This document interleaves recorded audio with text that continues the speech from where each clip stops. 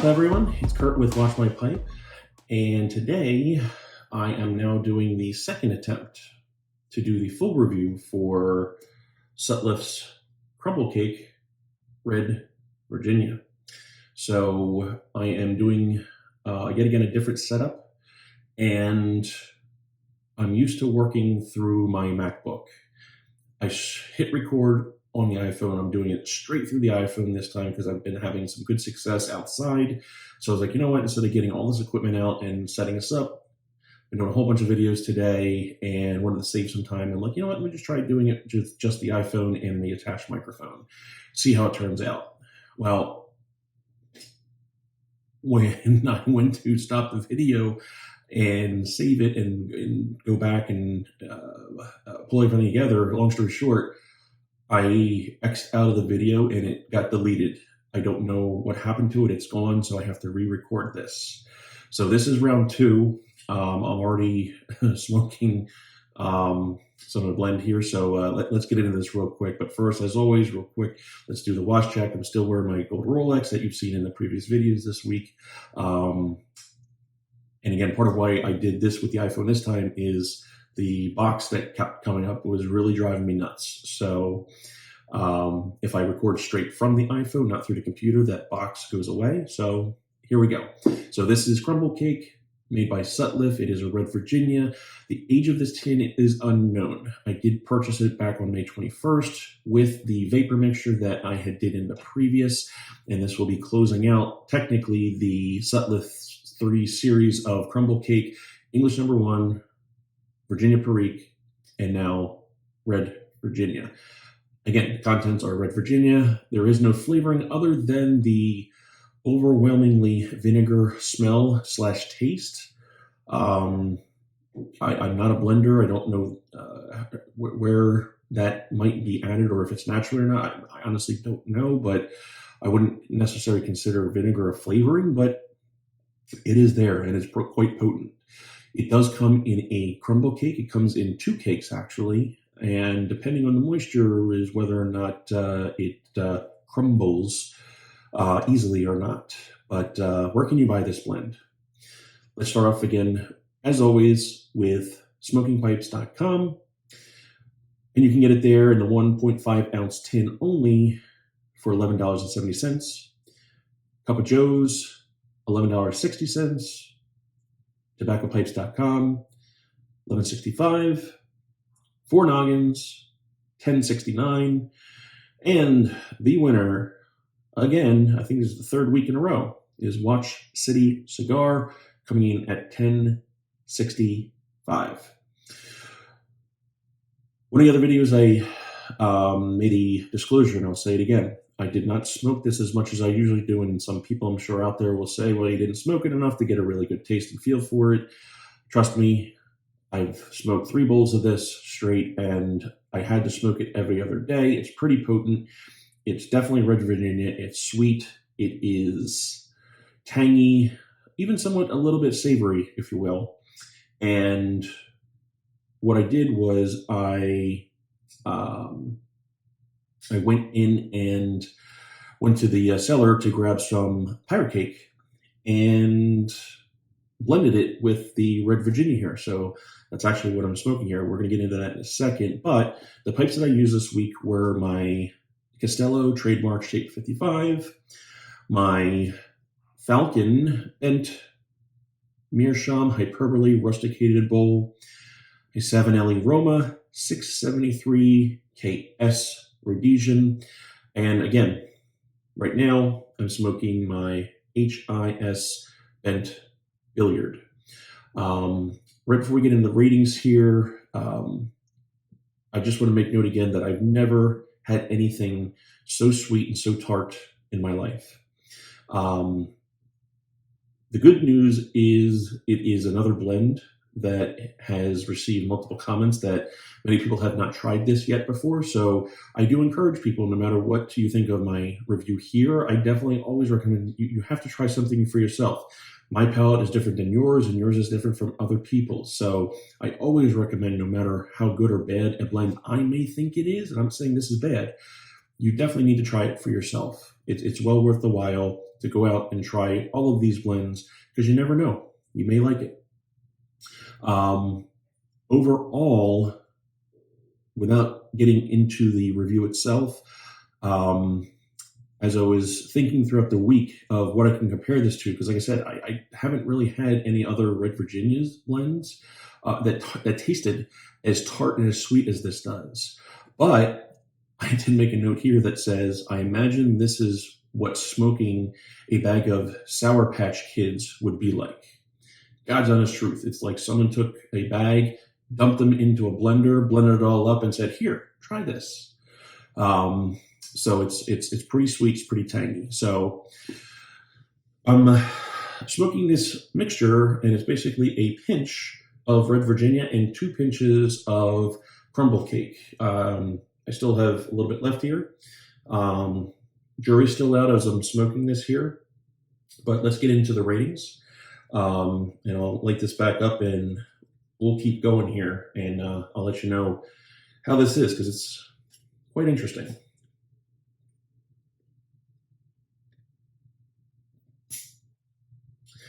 So the presentation, again, it's got the classic look to it. I love the font on this and the shield, if you will, for Sutliff. And it comes in 2 crumble cakes. Don't know what crumble cakes might have looked like 100 years ago, but they look pretty much what I would imagine they look like then. The tin moisture is very, very moist. I think on the first impressions, I didn't go back and look at it, but I think I said that this is the most damp I've ever had. And even a week later, it still holds true. I left the tin lid off when I stored it, put the paper back over it, and put the tin on it to protect it, but didn't screw it on, so it was, airtight, if you will. And even today, a week later, it is still damp. So keep that in mind when you get your blend. You may not see that kind of dampness in yours because, again, everyone's mileage varies, and especially in the tins. I've had tins where people said it was too dry or too wet, and for me, it's the exact opposite. So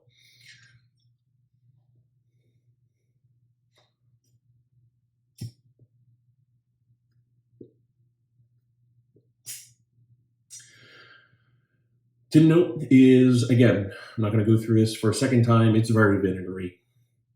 Hands down, even as it is now, I can smell it right through the tin.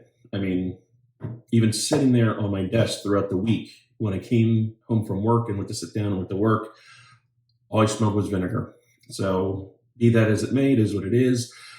The char, the first light, and the top half of the bowl are pretty one-dimensional in the sweet and tanginess of this Red Virginia. It doesn't really start to mellow out until you're at least halfway, and it develops into that dark and or more of a tangy stewed fruit, if you will. Like I made reference before, if you ground up a whole bunch of Sour Patch Kids and tried to smoke it, I would imagine that is what this tastes like. But as you get towards the bottom of the bowl, it does start to develop, if you will, and get a little bit more dark. Like I said, more of that stewed fruit, dark stewed fruit taste, if you will. The overall strength and flavor I am rating as strong. The taste I'm saying is medium to medium strong. It wasn't overwhelming, but it is definitely something that I'm sure some people may consider overwhelming. For me, it was strong. The nicotine, however, I would say this is probably, oddly, one of the more higher ones, and I would probably put this a shade past medium. So keep that in mind as well. Overall, the mechanics were complicated. Again, it's pretty one-dimensional, but it was also very hard to keep lit. There really was no way to really describe the balance on this. Again, I'm repeating myself, but it was tangy and sweet pretty much throughout the bowl, and then maybe lightened up a little bit once you got down to the bottom.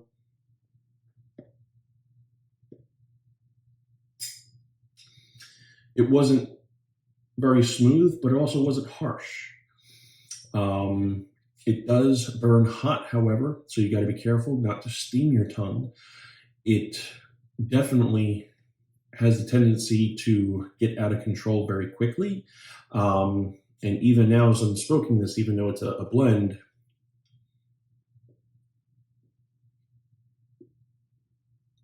I'm almost halfway through this, and the outside of this bowl is starting to get a little warm. So do be careful with that.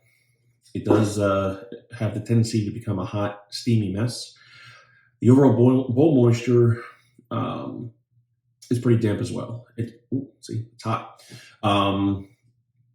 Very often I had to go to a pipe cleaner. I'd say on average, and I really didn't keep count, but I'd say I used at least 8 or 10 or even more of pipe cleaners. It seemed like every time I was taking a puff, I had to take out the gurgle, and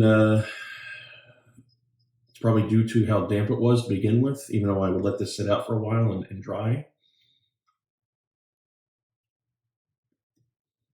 And as you can see here, it's hard to keep it lit.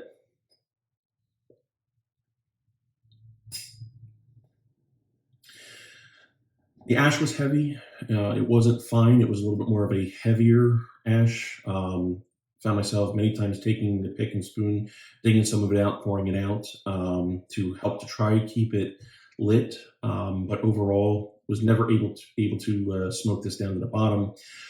But the room note was pretty pleasant, and that's pretty much the same for any Virginia. Most Virginias do have a pleasant room note, not like in English.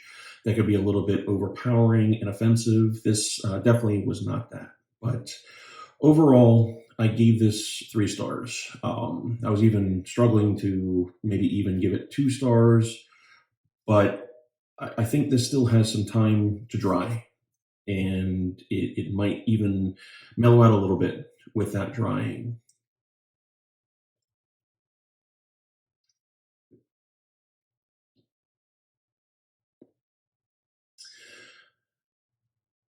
Well, my overall rating as a tobacco, this is quite interesting. With the Pirate Cake, and many people will say this, the Pirate Cake is pretty much a lap bomb.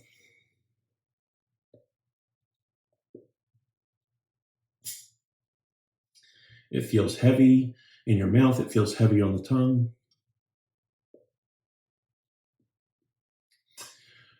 But now that I'm halfway through this, I would say the first light and most of the top end of the bowl was still a lap bomb. But I'm about halfway through this, and I like it. It's got a little tang to it. It is burning quite hot, actually. It's hot to the touch, which is odd for this pipe that I have, even though it is a little bit of a small bowl. One of the reasons I love this pipe so much is it is a workhorse. Typically, I can puff away at a blend and it stays somewhat cool to warm, not too hot, but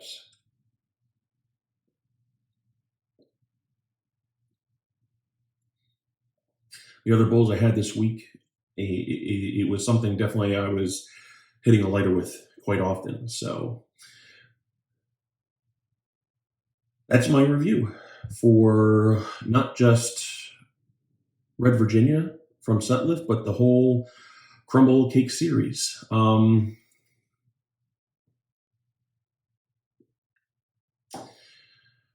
Obviously, this is not my favorite, but I would say between the Vapor and the English, because both were excellent, excellent blends. The fact that I blew through a whole tin in 1 week says a lot. The English #1 is definitely towards the top. It's not my #1 blend. I'll still say probably that is a tie between Margate and Squadron Leader. Skiff mixture is also a nice little, probably number 3 up there. I also like Davidoff English mixture and Presbyterian mixture. So this might, the English number 1, I should say, probably will squeak into the top 5 there if I had to list it. Definitely number 6. But this Red Virginia, like I said, I really think this is better as a mixing blend.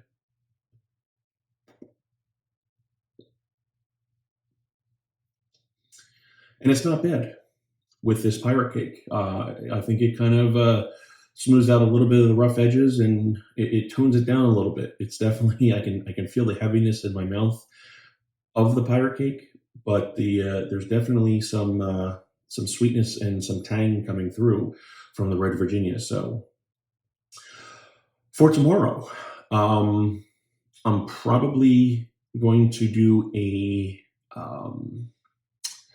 video first thing that will be the mixture that I got from Pipes and Cigars, the match of Baby's Bottom. And what I'm thinking is I might just do a first impressions and full review for next week on that blend. Haven't decided that yet, but I do want to get that mixture blended because it's been sitting in the baggie that came. So I want to get that blended and put into a ball jar, or it's 8 ounces. So it's probably going to take 2.5 ball jars. So I want to get that blended, want to get it taken care of. And I might just do that as a first impressions. I do have the Match London mixture, and I enjoy that very much. Like I said, I've never had the original Dunhill London mixture. Would love to try that someday if I can ever find it. So we'll have to see what happens tomorrow. I'll definitely do the blend, but what blend I'll review next remains to be seen. I'm going to think about that tonight, and we'll see what happens tomorrow. So hope all of you are well. Please stay tuned for the Chronicle series, Ups and Downs, Why UPS Sucks. There is at least a little light at the end of the tunnel, talking to Mike, because no matter whether or not they find this table or not, it appears that Costello, Mike contacted the factory, and there are a few additional tables still available.